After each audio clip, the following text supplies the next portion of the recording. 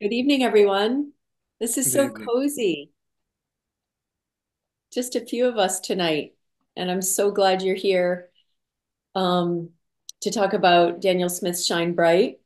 I'm Polly Simpkins for those who don't know me, and I want to say a huge thank you to Joe Stickles for navigating tech today. For everybody who might not be able to be here, I wanted to make sure we mentioned them. I know a lot of people watch these later on, the recordings.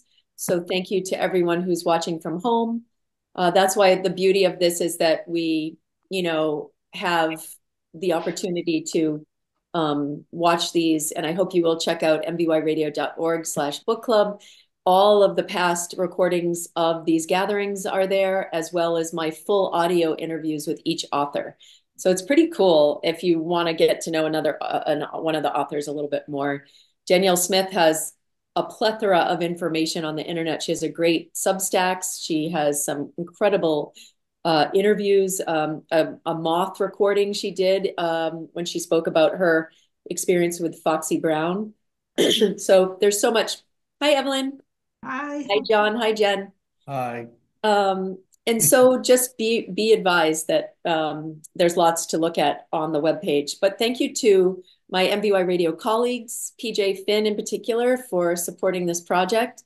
Um, and I'm glad you're here. It's super relaxing and welcoming. This is not at all stressful. If you want to keep your cameras off, you might notice that people with their cameras on are in view, but that if your camera's off, then you're still here with us and we love you and we're grateful that you're here. If you haven't been here before, just the structure of the evening is that we start out with a little video, thanks to my son Justin, who puts together couple clips from my interview with Danielle, along with the just kind of a little background on her. So you never have to have read the book when you come here. It's always just a discussion. You can talk, not talk. It's very casual. It's really, I have to say for myself, now that we've done it several times, it's just a really lovely way in the middle of the week to get together with people who listen to MVY and like music, and there's no good or bad. It's just, an opportunity to connect. So thank you for being here. And without further ado, why don't we start the video and get started? Oh, one more thing before we do that. If I'd forget at the end, I just wanted to let you know our next book, July 17th, will be Jeff Tweedy's World Within a Song. And um, I've had the opportunity to interview him already. It's an incredible book. It's a great beach read. It's an easy summer read. It's broken down by chapters. In each chapter is a different song that's deeply affected his life. So it makes you think about your own life and the music that you love. And Jeff Tweedy is just such a lovely soul. So shout out to Jeff. That's the book. I'll post the information on the website as well. Mwah! Thank you all for coming. So fun to be here. Thank you for being part of MVY Radio. And let's roll the tape and we'll take a look at Danyel Smith.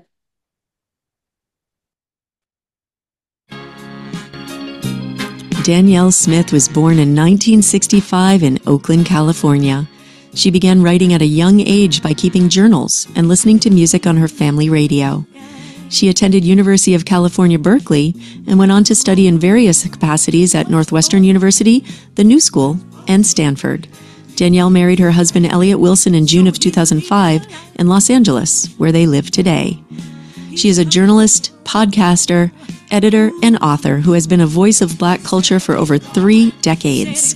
She began her career as a reporter for the San Francisco Weekly and went on to become the first woman of color to be named editor at Quincy Jones' Vibe magazine and first person of color to become editor at Billboard magazine. At a young age, Danyel has had her finger on the pulse of many different genres of music and has worked tirelessly to champion the brilliance of Black artists and their legacies.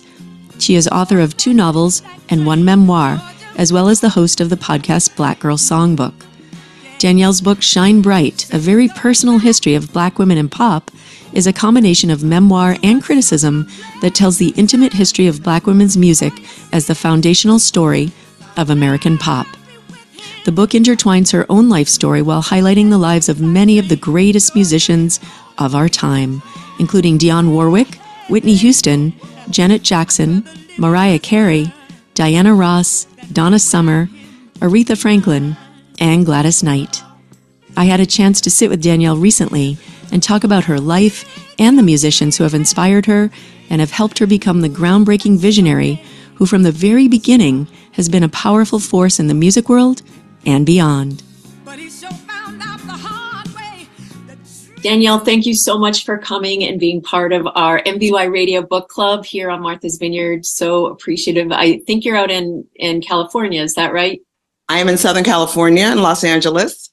How are you? I'm great, thank you. I'm so excited. The book has, I actually got here on the Vineyard a signed copy. So you must have been signing copies last summer. Yes, I was. Oh my God, which bookstore? Eggertown.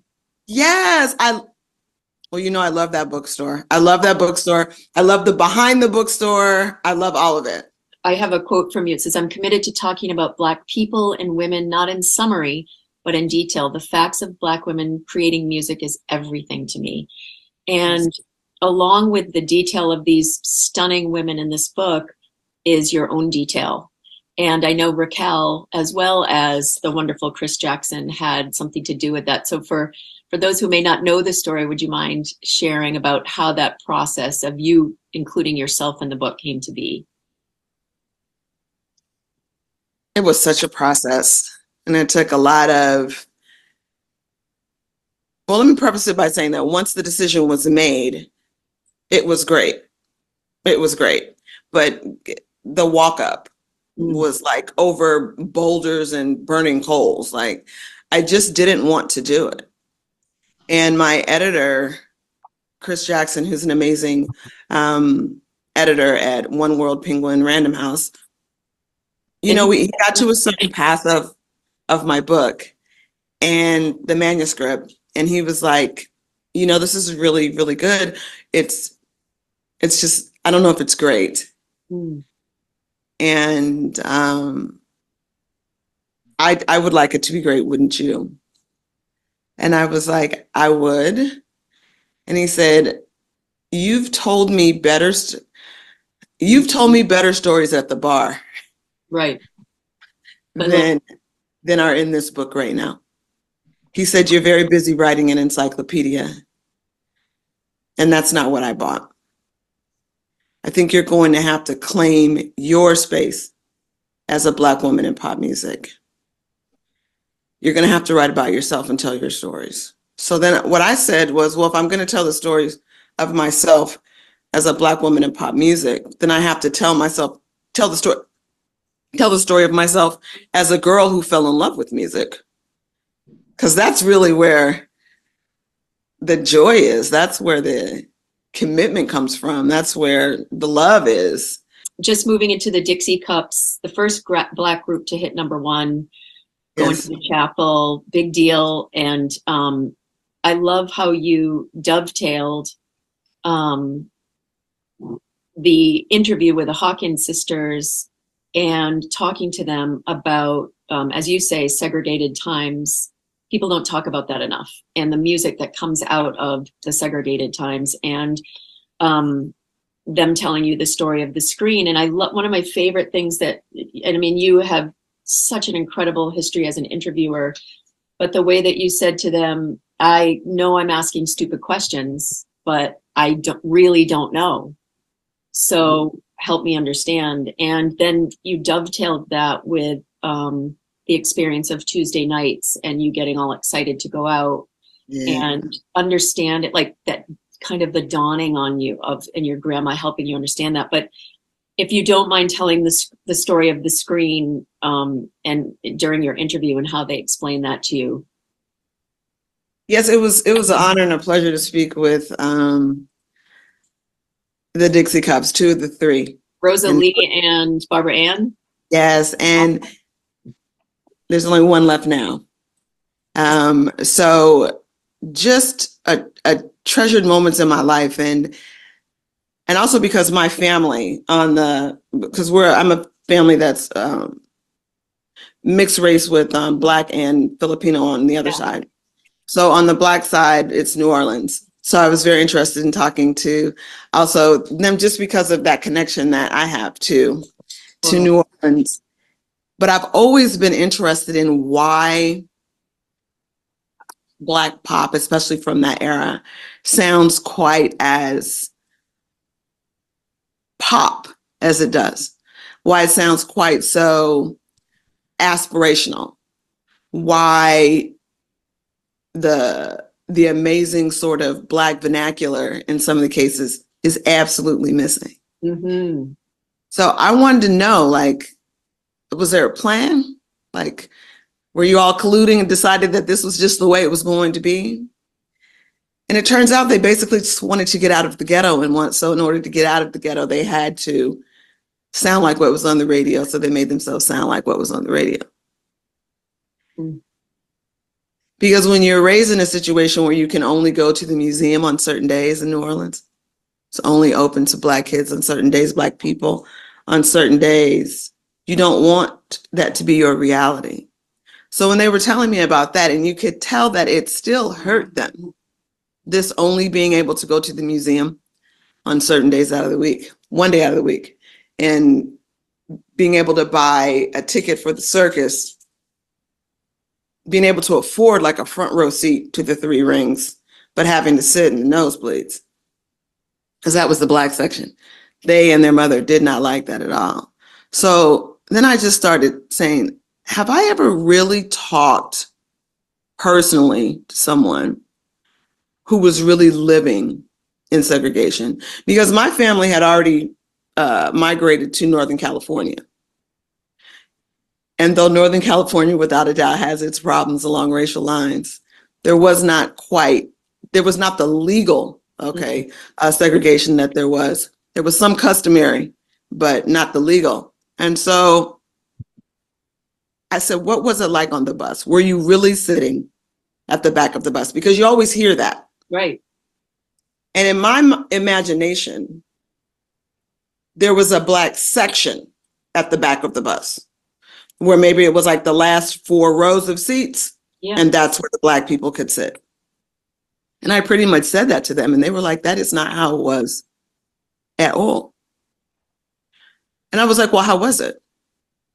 They said you could be sitting anywhere and any white person could just ask you to get up and move out of your seat. So you either had to move back or you had to stand if there was no room. So I said, again, I kept saying, I know these are stupid questions. I said, were people polite when they asked this? Which is a dumb question, because how was that polite in any way to even ask it? And they said, well, it depended on how they got out of bed that morning. And then they told me about the screen, that the seats were built, the backs of the seats had these little holes in them where a screen with pegs on the bottom could fit into the seat, so that there was a screen. And that screen, I mean, you talk about moving the goalposts, right? That screen would just move to make the Black section bigger or smaller, depending on the situation. Unbelievable. And that's what they were dealing with. That's what going to the chapel and we're going to get married. That's the energy that they were dealing with. We move through the book and we see these women who constantly are getting rolled over by men, and their voices, even, I mean, I even think of Midnight Train, the Dusty Springfield, Son of a Preacher Man, even that song, like, I had no idea. And I think one of the most beautiful parts of this book is your ability to have lived this life that you've lived and stepped into your power and look back at these women who couldn't do that, and to be able to have this trajectory that has given you the opportunity to have these experiences. So I'm wondering, if I was listening to a podcast and you were talking about the story of being at Vibe, and Quincy Jones, they called you in and said, there's a phone call. It's Quincy Jones and Joe Jackson were on the phone. And talking about stepping into your power.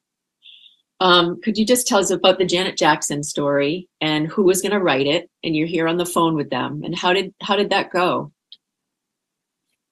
what a morning. What a morning that was. I'm blessed to say that I know Quincy Jones a lot better now than I did at that moment. I bet. So I was quite terrified to be called out of my office. I think I was, 28, 29 years old. Amazing. And first, Quincy, it's just Mr. Jones and I are on the phone. And he says, I have, Vibe was in trouble at that time. Which you didn't know, right? When you yes. the job. We were in tough times. We were trying to keep it alive.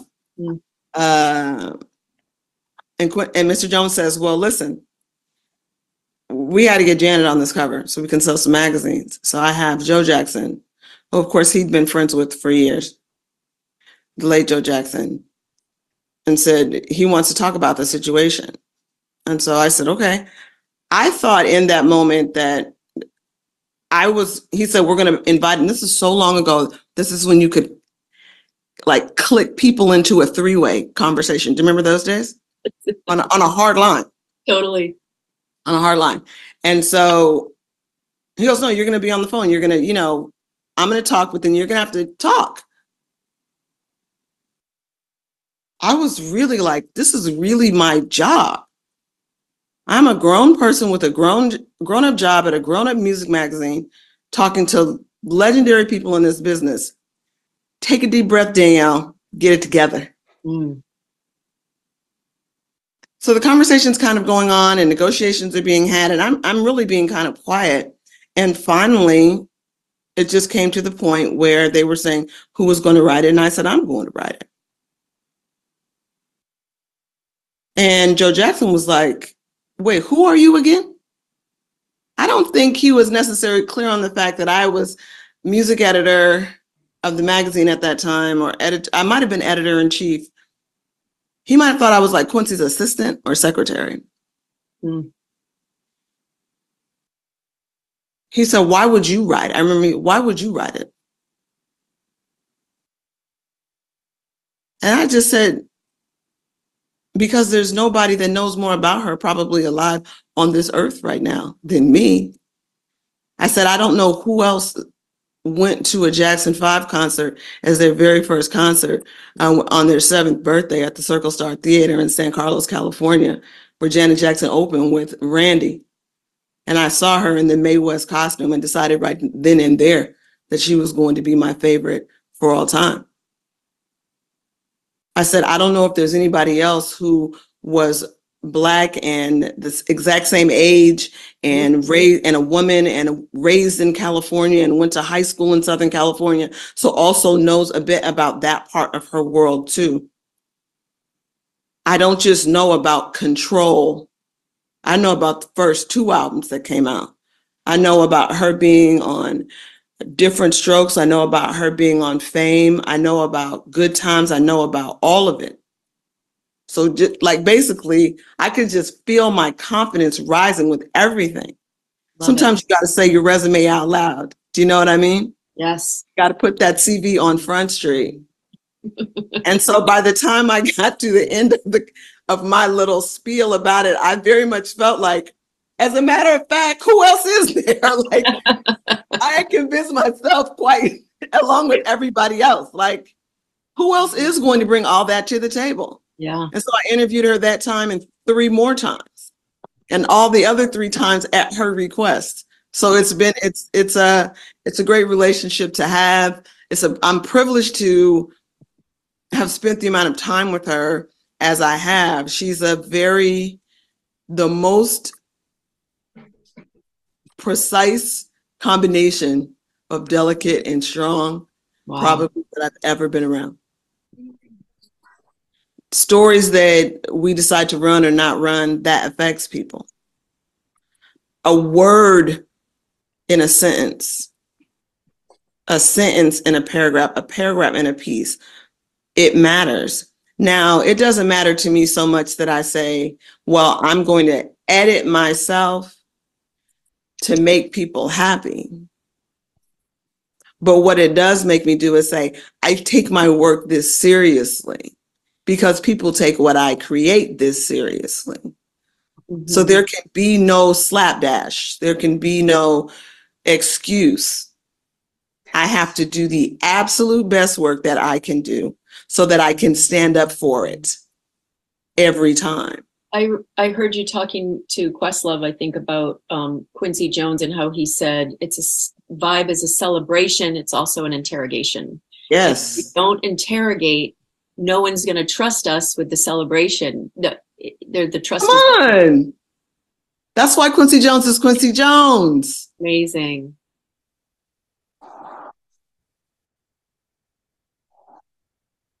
Okay, let's set the scene. Thanks, Joe. Thanks, everybody. Isn't she incredible? I mean, what an incredible woman. And I hope that you gathered from that just the transition from her as like a 28-year-old stepping into her power and how she explored these women in this book. And many of them weren't able to access their power. So I thought that was pretty amazing. So welcome everyone that joined while we were watching the video. Thanks for coming. So fun to have everybody. And we're just, as I said at the beginning, if you weren't here, just this is casual. It's a cozy Wednesday night. Thank you for listening to MVY. Thanks for being here with us. There's no one has to talk if they don't want to, but if anyone wants to jump in and if you've read the book, great. And if not, we can talk about vibe and just the book, anything else. Polly, this is John Kinzerski. I just want to say hi. And when I read the book, which wasn't easy to find, I think they had to get it from Off Island and ship it on into the Edgartown Library. But first, I was very impressed with the writing. And early when she said, I was shocked really that I'm a little bit of an education snob, not a lot, but the fact she didn't graduate from USC and how that's a great personal life story. Really impressed me because the writing is great. And it's also, I thought the fact that she was so willing to expose a lot of herself to the readers made her take on the other performers that, it was like two books in one. It was her story and the story of all these women. And it gave relevance to both stories because there's a lot of commonalities in her life as a Black kid growing up and, and the struggle she had, and then learning about some of these people older than her, some were her age, like Janet. But I thought I was very impressed with the writing and how, it's kind of scary. I can't imagine being that open about your own life and at the same time trying to make points about how about these other great songwriters and singers and performers. So I thought it was great. I was very impressed. This is the second time I've read the book and I came away realizing how little I know about certain things and about how I've been listening to music as all of us have since we were children. And I always take some pride in the fact that I know a little bit about music, but the intensity of someone like her and how important these songs were in their lives and the intentionality of just making it part of their own lives, how they became every word in these songs they took as part of their own reality. I think that's amazing to me. It makes the music more meaningful. Now I listen a lot more to lyrics. I never was a big listen to the lyric guy. And now I tend to pay a lot more attention because I realize for some people, and that's their mantra or that's how they find themselves is in other people's words. And I found that very enlightening. Thank you so much. I love that. And I so appreciate you taking the time to get the book and to really read it. And I agree. I think that she, as I said in the video, she is somebody who's had the opportunities she's created for herself that many of those women didn't. And the fact that they even created the music that they did in those times and segregated times, and the way she shows that trajectory is so beautiful. So, Yeah, another part, not only in you know this time, difficult times, and you could argue still difficult times for African Americans, but um, the women, not only were they abused by a system that discriminated against them, they were tortured by the men in their lives, almost to a person. And I find that it's so alien to me. You know what I mean? I grew up in families where nobody even got divorced. I mean, nobody even had arguments. I mean, I like, and every one of them was tortured in a sense by the men in their lives, and how you could survive that and still be able to perform and have the lives they had. To me, it makes them more heroic in a sense, you know. I agree. Thank you so much, John. I want to say hi to Nancy, who's zooming in from Kazakhstan right now, and she woke up at 4 in the morning. So thank you, Nancy.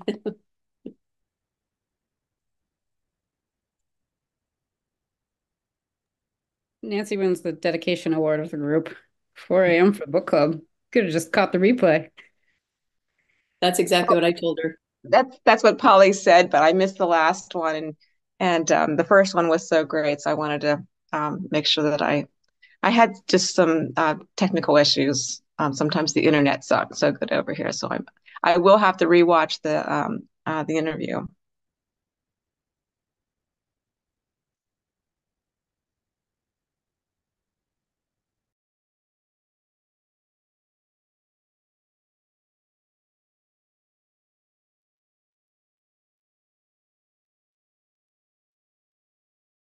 Anybody else? It's just nice to be together. It really is.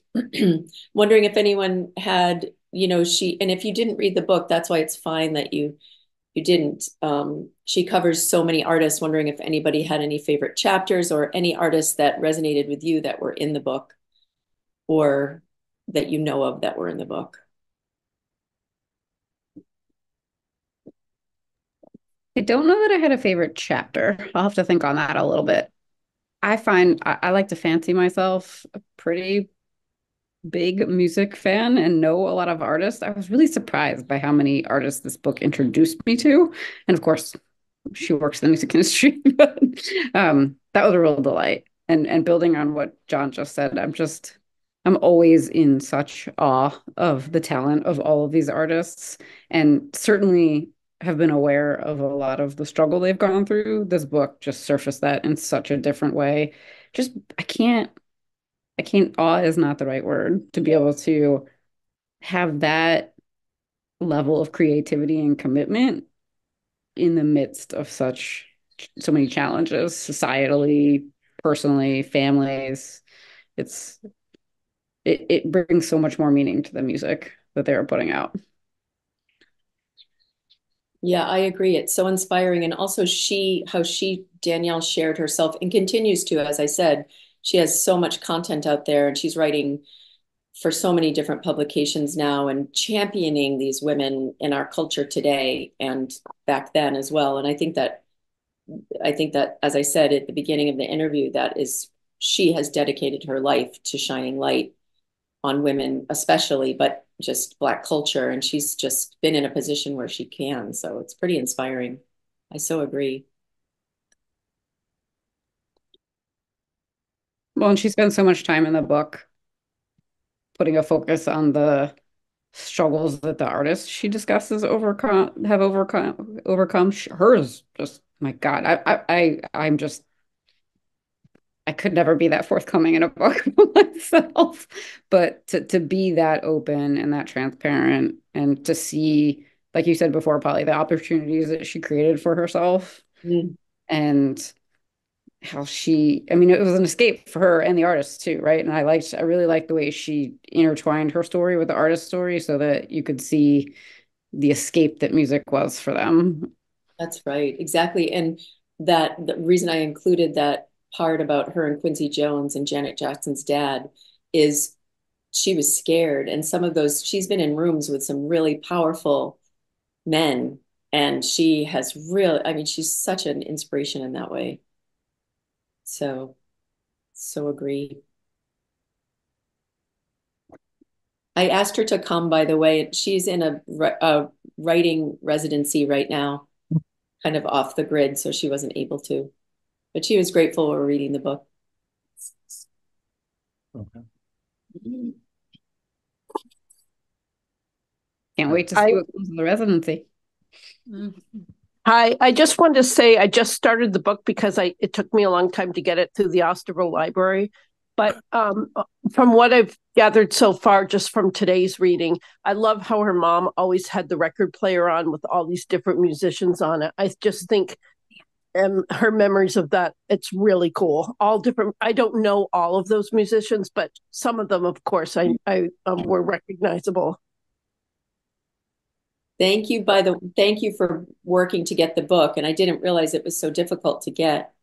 But every time someone asks for it, it makes it a little more available. So thank you for that and shining light on her book. And I agree with that. And you know, you hear it so much and it makes you think of your own life and the music you were exposed to, the stuff your parents played. And even Susan Rogers talked a little bit about that in her book, but I agree. I love hearing about the records, and the radio was such a huge part of her life. Yes, it was. I want to look up some of those musicians that her mom played and listen to them. So I think that will be very interesting on my part to learn something new. What it's all about. So, hello, Nick and Anna here in Yarmouthport. I'm still reading the book, but I've really loved it so far, and she's a spectacular writer. But I do have a question. I was wondering if anybody else picked up on this. It's early on in the section on Cissy Houston, where she's talking about a deeply racist quote attributed to Elvis Presley. Now, I've never heard that before. I don't know precisely where it came from. And she doesn't do that kind of footnoting. But I did, about 20 years ago, read a fairly extensive biography of Elvis by a historian named Peter Gorolnik, who explained it in detail, Elvis's commitment, particularly later in his life, to things like to issues like civil rights. And he's the first person to point out that If I Can Dream, from his TV special, was recorded in the period right after Dr. King was killed, and clearly written with the I Have a Dream speech as an echo. So it just struck me as a little bit discordant because she's so thorough about everything. But this is pretty extensively documented, and I've seen the Elvis special. The scene was even depicted in the Elvis movie that came out a couple of years ago that Tom Hanks put together. Anyway, does anybody have any thoughts or observations on that?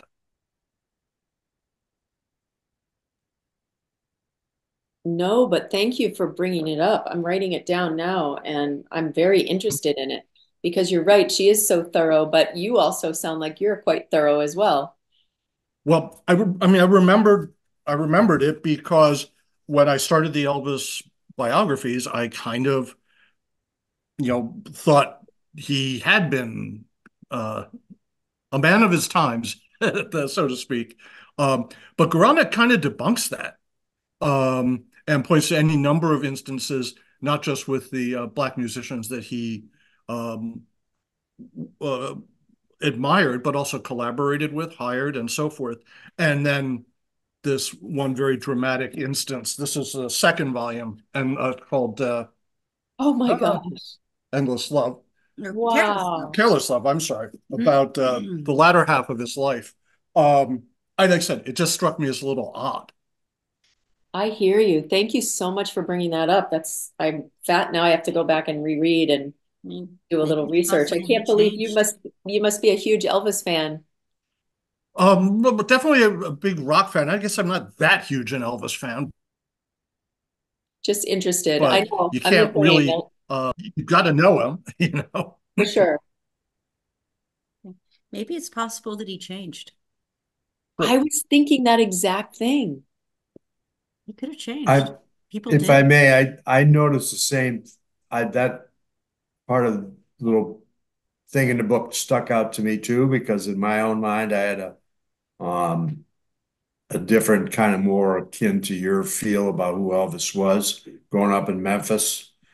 Um, but I think part of that is though his audience was primarily white people, and maybe he just felt comfortable falling into a shtick about I can't really I have to separate myself from that community because I want to be at a different level than that or something. I'm not saying he was Machiavellian about it, but I think that there's a possibility that he saw the need to distance himself a little bit or something like that, and made some bad comments. But I've like you, I know a little bit about Elvis, and he grew up, you know, hand in hand with the African American community in Memphis. Right. So it's hard for me to believe that he was, a hardcore racist at any point in his life.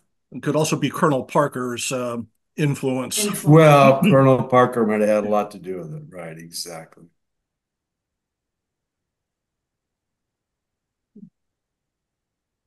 Thanks. So interesting. My goodness.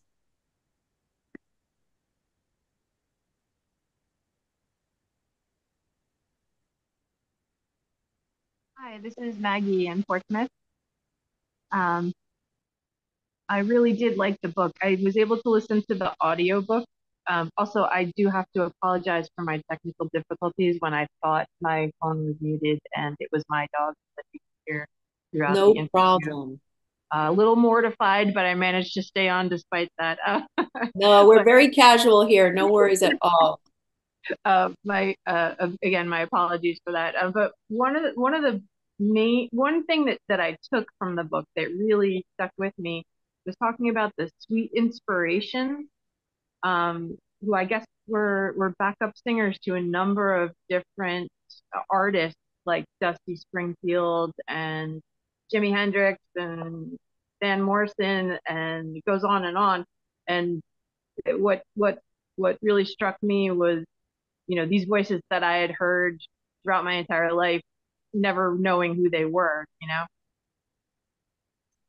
Totally. I thought about that a lot in this book and still do listening to music. There's so many people that, you have to scour like liner notes to figure out some of the voices and the people who are, but that's such a good point. Yeah. Hmm. Thank you. Kind of makes me wonder if someone's taken the time to put together like a Spotify playlist of all the songs a band like that is the backup on. And if not, I want to go do that in all Oh, my free time. I know, right? Exactly. That's such a good idea. You're so right.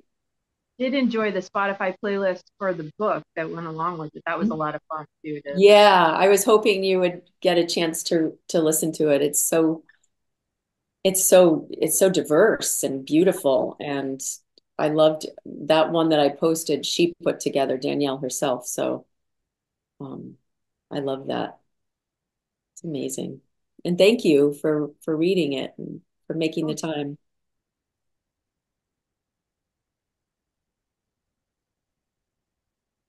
We're a very dog friendly community at MVY. Well, I do a lot of dog walking for work, and that's why I have so many dogs here. Oh, I love it. To my audiobook. Oh yeah, that's perfect.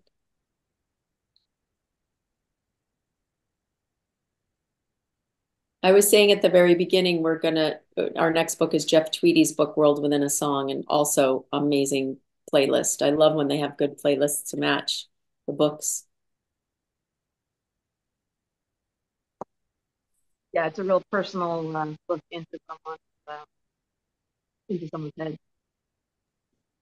If anybody gets the chance, as I was saying at the beginning too, Danyel did a moth recording, and it's so powerful. And she talks about when she was first editor at Vibe magazine, and she was in New York City, and she went to get a meal, like to sit down by herself before some other. She was just busy, sat down, and Foxy Brown, I don't know if you know her, but she's a pretty famous rapper, real tough. And Danyel had written an article about Foxy Smith, and Foxy Smith approached her in this restaurant and basically said, I'm going to kick your ass. And like they got into it. And she tells the story in this moth recording. It's really worth listening to, how she goes into the bathroom and she just pulls herself together, and she has this whole kind of awakening around it. And that's what's so fascinating to me about Danyel she was and still continues to be around so many powerful people, and so many people who as she said in the recording, every single little word matters. And it's like with music too, every single word matters. And it was one word that had upset Foxy Brown, not the article, but just like one word. And she just took her to task, and what it's like being around people like that and trying to run a magazine. And it's pretty cool. She's done a lot of really cool things.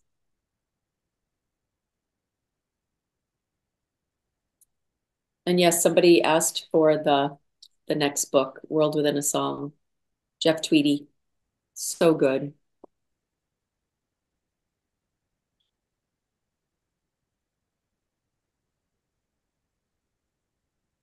Another thing I did leading up to this interview with Danyel Smith is her Substack is called Shine Bright Headquarters, or HQ. And on her Substack, she mentions seeing Thank God It's Friday. Has anyone seen that movie? Because I watched it before I interviewed her. It's Donna Summer. Donna Summer plays the lead character. It's disco. It was recorded in a disco that actually Danyel Smith used to go to, and Deborah Winger's in it. It was Deborah Winger's first screen role, which I found fascinating. Jeff Goldblum's in it, but it takes place in this disco, and um, it's absolutely fascinating. And she talks about it in her Substack because, as she mentioned in the book, they were only allowed to go out one day a week, people of color, one day out to dance or to listen to music or to go to the museum. Crazy.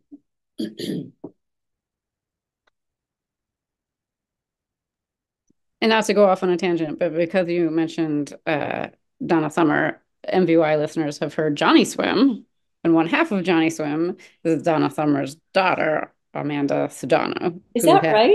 I did not know that. Incredible voice. And it's her and her husband, and I have seen them live. A friend introduced me to them probably like 6 or 7 years ago, and they've blown up since then. They have like a TV show on the Magnolia Network. This is Johnny Swim?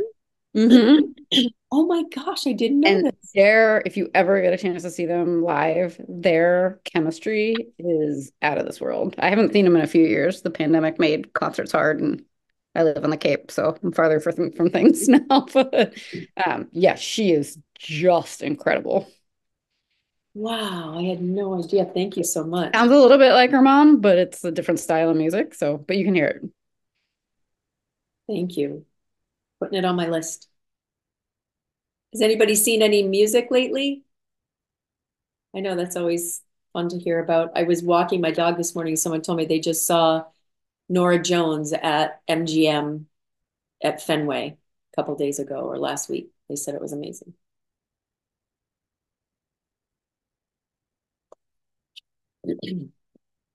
Hi, it's Molly. Getting on camera. Hi, everybody. Hi, Nice Mom. to be here. Hi, Polly. I just wanted to take a second to just say thank you to you, Polly, for and MVY and everybody who makes this happen because, that's like a lot of work that goes into this. And what a gift to everybody and a nice chance for people to get together. It's like getting together in someone's family room, but that we can do this on Zoom. And I I haven't read the book. I'm interested in the book and I'm interested in the story and I'm I love music and I Polly knows this about me, but I'm super interested. I play classical music and I've been working on the last couple of years of music by women composers. And then my daughter said, "Mom, why don't you work on women composers of color?" And I just started working on a lot of music by composers of color. And you grew up playing like Bach and Beethoven and Chopin and all these people. And I've discovered so many incredible composers, and not only just to see what they achieved in their lifetime, but the influence they had on America or I mean, on blues or, just everything. It's just amazing. So I love that this is just a celebration of another story that maybe many people are familiar with, but to really celebrate that story and share it um, is just so exciting. And I look forward to reading the book. And yeah, it's just fun to hear, you know, all the different responses and just see where people are coming from all over the world. And what a cozy group. And thanks for putting all the effort into this and making it happen, Polly. You're welcome. My gosh, it's so fun. What's better than talking about music on a cozy Wednesday night together? And I do feel like we are all sitting in our living room together. It's really nice.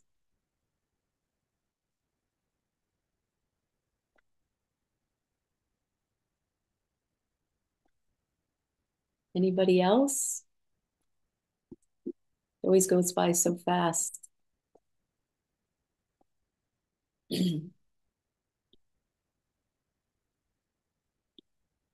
What about you, Nancy, over in Kazakhstan? How is it there? So I'll try to talk. My computer's got some microphone issues. It's bright sunny morning already. The sun starts to come out at 4 o'clock in the morning. So yeah, I didn't have a chance to get the book either, and I love that somebody made the suggestion about getting the Audible book, which would probably be easier for me to get the Audible book and just kind of listen from here. So yeah, I grew up looking at that Spotify, that playlist, and hearing some of the comments. Uh, it just brought back so many memories of listening to these albums in my bedroom, and really, I cannot wait to hear the book and maybe get my hands on it when I get back to Pittsburgh this summer. But so yeah, nothing like music. Nothing like music to connect the world. It's kind of like this neat universal thing. Thanks, Nancy. Yeah, I got my I don't know if you can see I have my Martha's my MVY radio vest from years ago. Oh, thanks for listening. Mhm.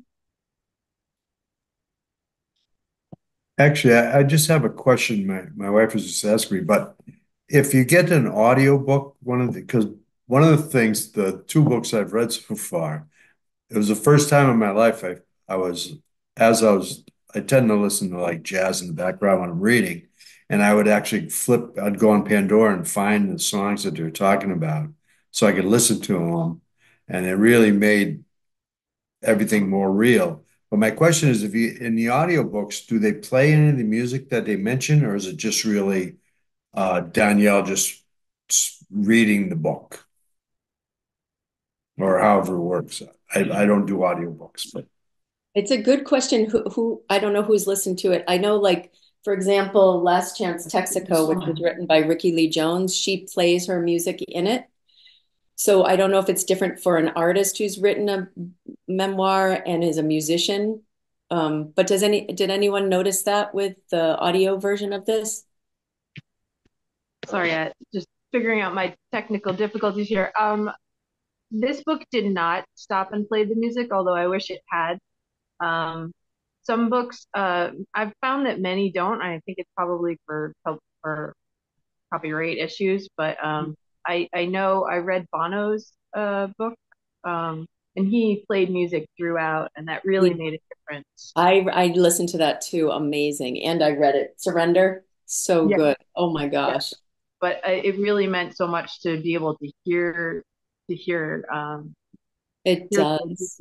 Yeah. Maybe it's a thing with like if you're the musician writing it, then you get to play your own music, I'm sure. Yep. Imagine would get quite expensive. Yes, seriously. Good point.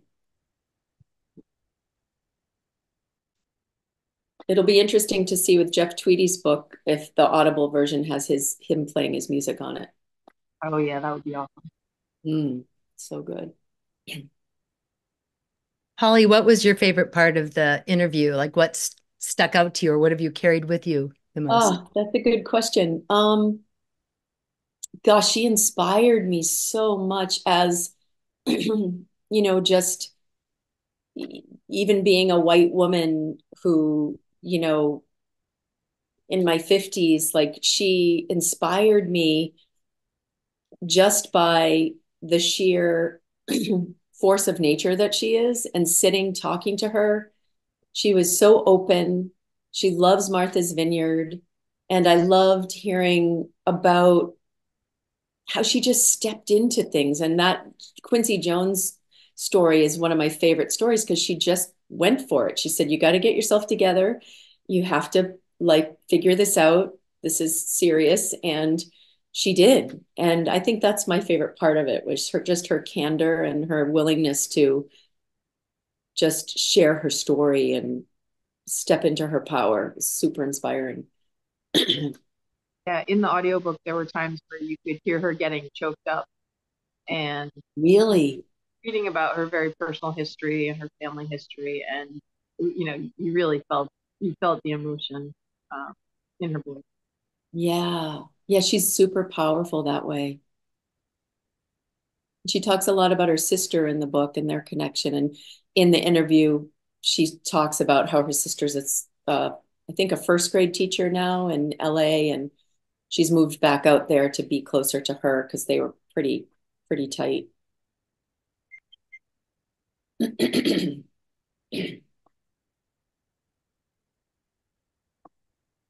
This is so fun, you guys. Thank you so much for being here.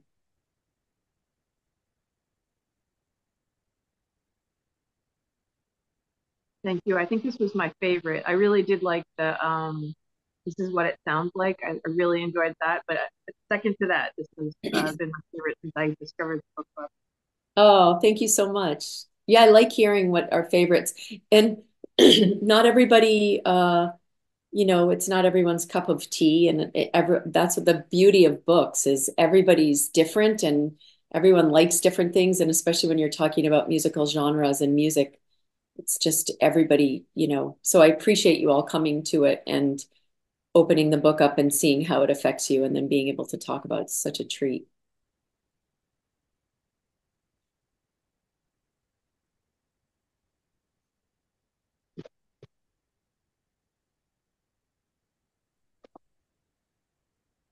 All right. Well, I guess we're complete unless anybody else has anything to say.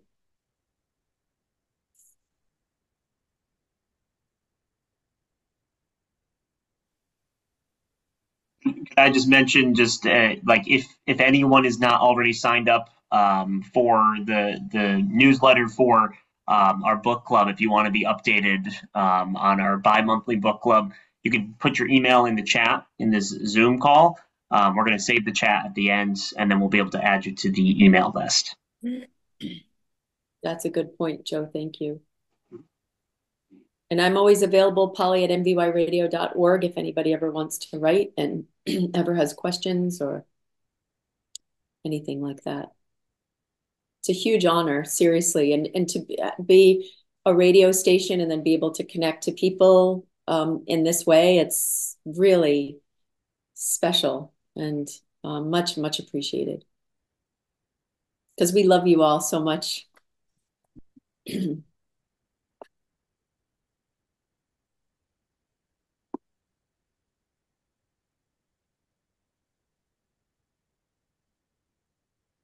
Okay, I guess we're complete.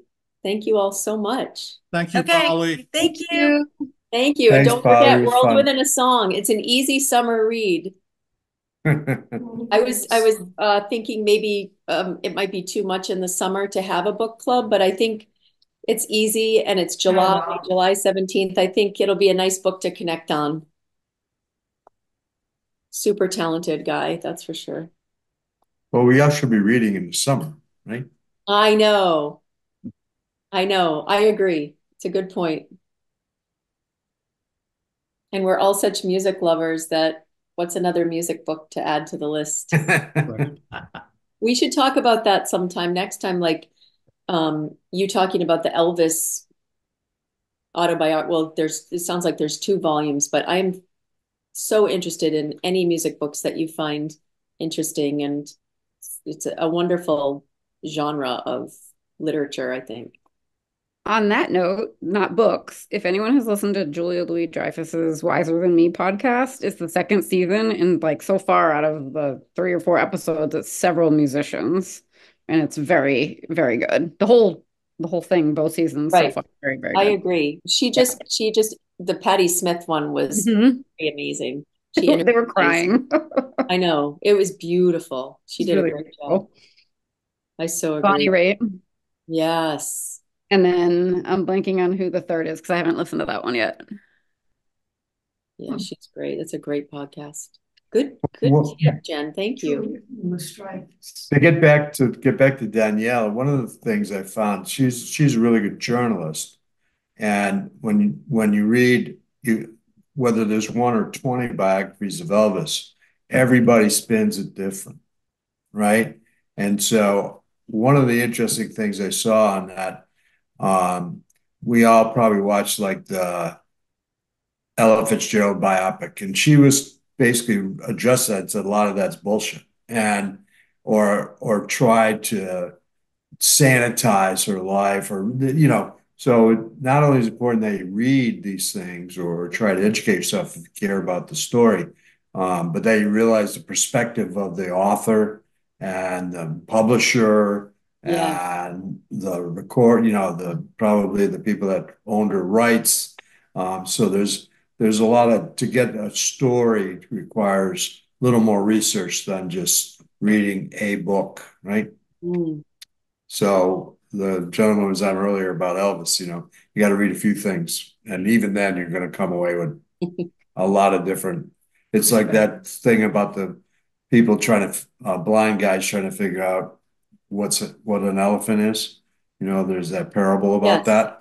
And everybody has their own way of looking at things, but we're all a little blind to people's real lives. But I love that. It's so true. And I think that's the beauty of this is reading. And I want to read more. That's why I signed on to her Substack, because she's a beautiful writer and she has got her finger on the pulse in terms of music. And one thing she says in the interview is, I couldn't decide what to put in for those clips, but she talks about she was close friends with Tupac Shakur, and after Biggie and Tupac had died, she came back to Vibe magazine, and the first cover that she was the decider of the covers, obviously, and she put this gospel singer on the cover. Oh, I'm gonna forget his name now. Anyway, she talks about it in the interview, and she said, as a music editor, I'm not just looking at what's going on with the rap and the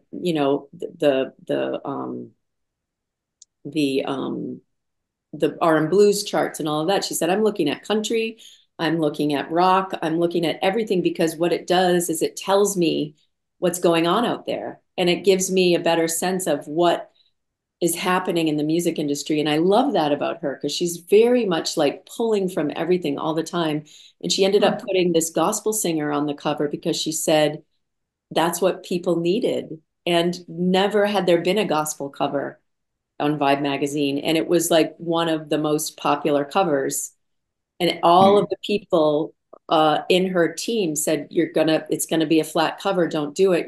It's a bad idea. And she said she went with her gut. She put him on the cover, and all those people who bought it needed gospel. They needed, to be lifted. So I love that about her. So I agree with you.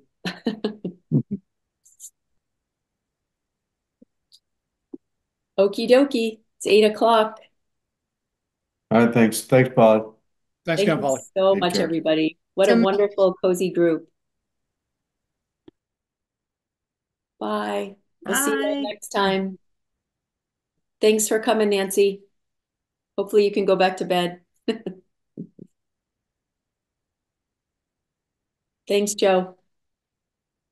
Thanks, Anna and Yogi. Are those your names?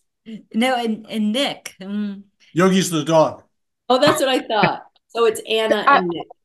Yeah. Should be a Polly. Yeah. Polly, this is a small world. Anna and Nick and Yogi are from Beaver County. They grew up in Beaver County. I did. Yeah, I did. Okay. Is that Anna? Yes. Okay. And I'm from Beaver County. Polly knows this. I'm from Beaver County too. So we're just making these little, do you know? When I mentioned Pittsburgh, gosh. I know.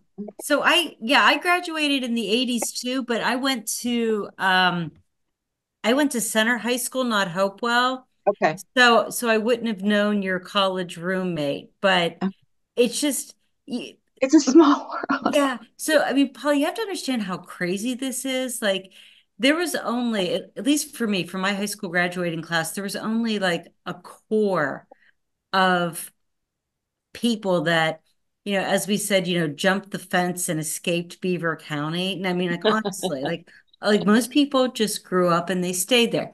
Nothing wrong with that. That's how they, chose to live their lives, and they're happy with their choices. But for those of us that have kind of, like I said, launched out in, it's the craziest thing to be like, I'm from Beaver County too. And this is totally wild that I'm sitting here with, my husband, Nick, and our dog Yogi in Yarmouthport, Massachusetts, connecting to somebody in Kazakhstan who also grew up in Beaver County. That's crazy. Did you connect on that while we were talking? Yes. Wow.